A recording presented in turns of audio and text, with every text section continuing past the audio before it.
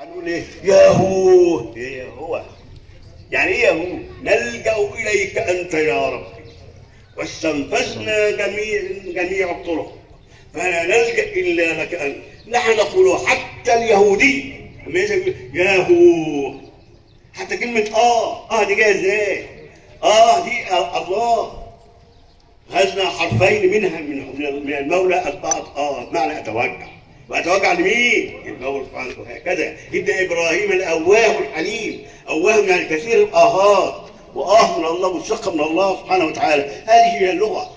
فحينما نقول اغفر نقول فعل دعاء، ارحمني فعل دعاء، وما زي عايز يقولوا برضه بس ما نقولش فعل امر. نعود للمستشرقين وعلى الكلمه الثانيه. الزهور في زهور تظهر او تزدهر وتنمو وتبين للشمس. الزراعيين يعرفون نقول للشمس.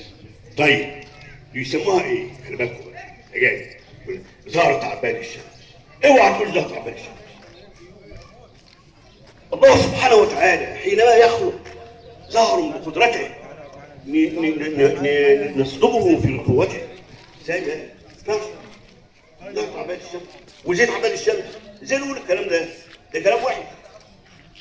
زهرة تابعة للشمس. ده الاسم العلمي او الاستعارة. زهرة تابعة للشمس. زيت عباد الشمس. زيت ظهر عباد الشمس.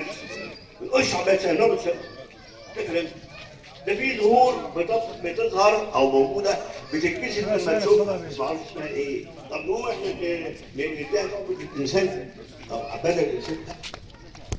يا باشا هو احمد الساعه واحمد يكون هنا ولا بد انا بصور لاحمد عبال ما يجي بس.